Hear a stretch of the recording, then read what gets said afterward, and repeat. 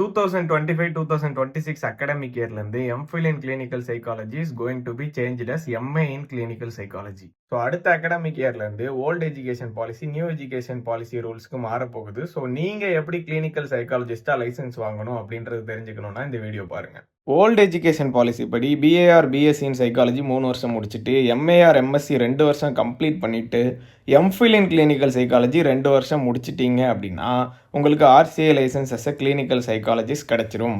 இப்போ new education பாலிசியில் BA honours in clinical psychology 4 வருஷ கோர்ஸாக இன்ட்ரடியூஸ் பண்ணியிருக்காங்க.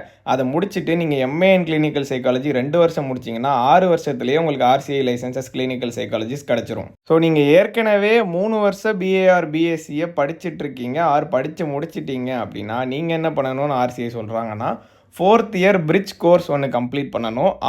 எம்ஏ எம்எஸ்சி ஃபர்ஸ்ட் இயரை நீங்கள் 55% மார்க்ஸோட கம்ப்ளீட் பண்ணணும். ஸோ இதெல்லாம் நீங்கள் பண்ணிட்டீங்க அப்படின்னா you are eligible to do 2 years of MA in clinical psychology and you can also get RCI license clinical psychologist. ஆனால் ஏற்கனவே நான் சைக்காலஜி யூஜி பேக்ரவுண்ட்லேருந்து பிஜி இன் சைக்காலஜி படித்தவங்களோட நிலைமை என்ன அண்ட் அந்த 1 year பிரிட்ஜ் கோர்ஸோட டீட்டெயில்ஸ் என்ன அப்படின்றத ஆர்சிஐ இன்னும் கிளாரிஃபை பண்ணலை.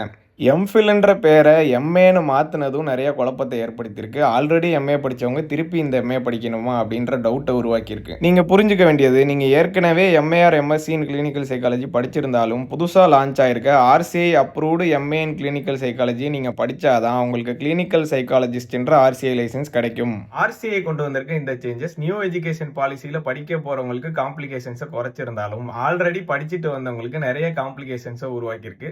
ஸோ உங்களோட கமெண்ட்ஸையும் நீங்கள் என்னன்னு சொல்லுங்கள்.